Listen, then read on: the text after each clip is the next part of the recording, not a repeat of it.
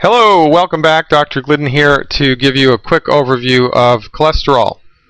And if I were you, I would put a heavy weight on your head because your head is about to spin around and pop right off of your shoulders. Everything that you know about cholesterol is wrong. Not for any fault of your own, but because you have been a victim of misleading pharmaceutical propaganda for the last 50 years. I'm taking off the gloves with this one, folks. Cholesterol is a waxy steroid substance in the body. Every cell of your body, the wall around your cell, like the wall around a castle, is made from cholesterol. All of your sex hormones, testosterone, estradiol, estrone, estriol, progesterone, pregnenolone, all the stress hormones, cortisol, dihydroepiandrosterone, all of 75% of the white matter of your brain and all of the insulation that wraps around your nerves is made from cholesterol. You think it's important? Yeah, you better bet your life it's important. It's so important to the human body that your liver makes it. This is how statin drugs work. Statin drugs create inflammation in the liver, which halts the body's production of cholesterol. And then when you put people on a fat-free diet, their cholesterol goes into the gutter. Cholesterol we also get from the good foods that we recommend. Full-fat milk, cheese, eggs, butter, real butter, not margarine. Meat cooked rare, liver, and organ meat, loaded with cholesterol, and the mighty chicken egg. All right? All these things are high in cholesterol. And cholesterol is not the enemy. The cholesterol molecule is transported through the body by different lipoproteins. And these lipoproteins get all the press. You know them as HDL, LDL, and VLDL, which are very creative acronyms for high-density lipoprotein, low-density lipoprotein, and very low-density lipoprotein. Not a lot of creativity in the wonderful world of biochemistry.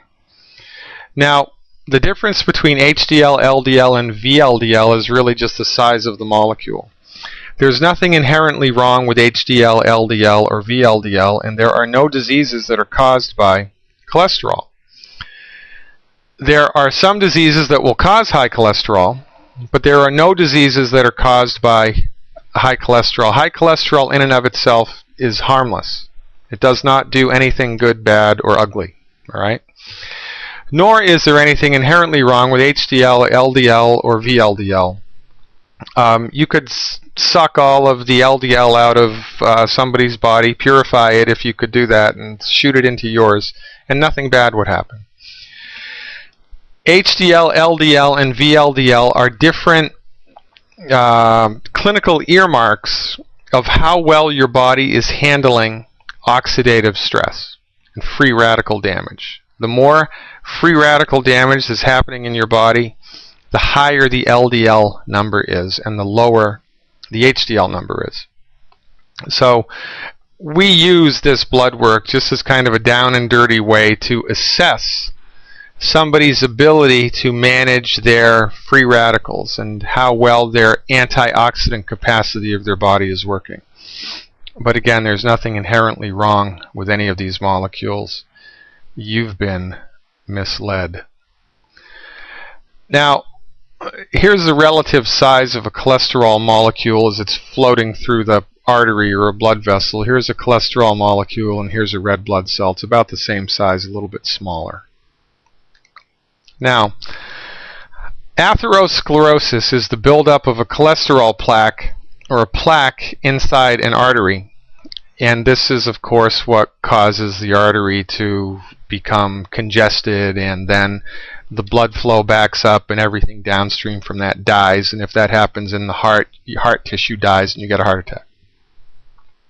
But cholesterol is not the problem. Cholesterol is, in fact, the cure and the thing that the body is using to fix the problem. Thinking that cholesterol causes blocked arteries or atherosclerosis is like thinking that firemen cause fires. Well, the bigger the fire, the more firemen there are. So therefore, a fireman must cause fire. The more atherosclerosis there is, the more cholesterol there is. So therefore, cholesterol causes atherosclerosis. It's a completely ass-backwards way of thinking. Here's really what happens. And all you have to do to understand this is be a hiker. So, in rivers, as the river wanders, through the countryside, it bends and twists and turns, and at the bends of the river is a beach. At the bend of every river, you'll see sand and silt get deposited. And this happens because of fluid dynamics. It's just the way that the thing that happens is nature transports silt and sediment and particulate matter in water downstream. It tends to pile up at the bend of the river. And as more of it piles up, the river bends more, and then more piles up, and then the river bends more. And finally, you get the generation of something called an oxbow lake, which you see right here, which is where there has been the buildup of so much silt and sand that it has actually cut the river off from that part of the river. So now you have a little lake and then the river meandering underneath it. It's all from fluid dynamics. The same thing happens in the human body. Arteries always get clogged where they bend. And Dr. Wallach figured this out 20 years ago, after overseeing 26,000 autopsies. You just do a couple of those and you can see that the artery starts to become clogged where it bends. Now listen, if cholesterol was a problem, it would be a problem in the veins as well as the arteries. But it's only a problem in the arteries. It's never a problem in the veins. This is another nail in the coffin against cholesterol being the culprit, because if it was cholesterol that was the culprit, it would happen in the veins also. But it's not. And here's what happens. You eat all the wrong food. You eat wheat, barley, rye, and oats, and oils, and fried foods, and the skins of baked potatoes, and well-done meat, and nitrates in meat. There's crap in the food, crap in the air, crap in the water. Your body needs this much nutrition. It only has this much nutrition. So it can't fight the inflammation that's caused by the food. So you eat food. It introduces free radicals into the body. The free radicals travel in the bloodstream and pile up at the bend of the arteries, just like sand in a river. When free radicals pile up against the bend of an artery, they create oxidative damage and the artery starts to tear. Now, is that a good thing or a bad thing? That's a bad thing, because if the artery tears, you're going to bleed to death. So the body wants to stop that at all costs. The body has wisdom. So it rushes to stop the leak. And what does it use? It uses what it has a lot of, cholesterol. So it puts a cholesterol bandage on the part of the artery that's starting to leak, but that, of course, causes more free radicals to pile up right there, because that's the nature of fluid dynamics. And then you get more inflammation and more cholesterol deposition and more inflammation and more cholesterol deposition, and then the whole artery's clogged. The cholesterol is the body's bandage. It is not the cause of the problem. The cause of the problem is oxidative damage caused by eating the wrong foods and not having enough antioxidants in the body to fix it. Free radicals are in all of these foods, and most Americans eat all of these foods for breakfast, lunch, and dinner, and we wonder why we're sick. And then you go to your doctor and he tells you, oh, it's just aging or it's genetic. It's a crock of crap. You get clogged arteries because you've been eating all the wrong food all of your life, and it's your doctor's fault. It's not your fault. Now, the fix for this is to stop eating those foods and to increase your intake of antioxidants. It's antioxidants suck up and neutralize the free radicals that are causing the damage. It's kind of a no-brainer.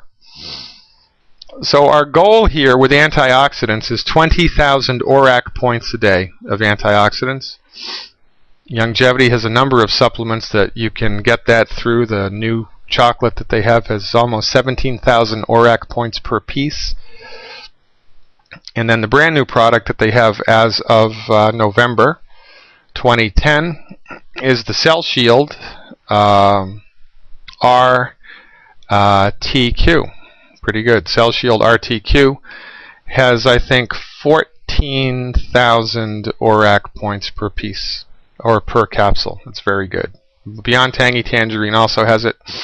And here's a little fun fact to know and tell. Selenium increases the effectiveness of antioxidants by, I'm making numbers up here, by factors of 100.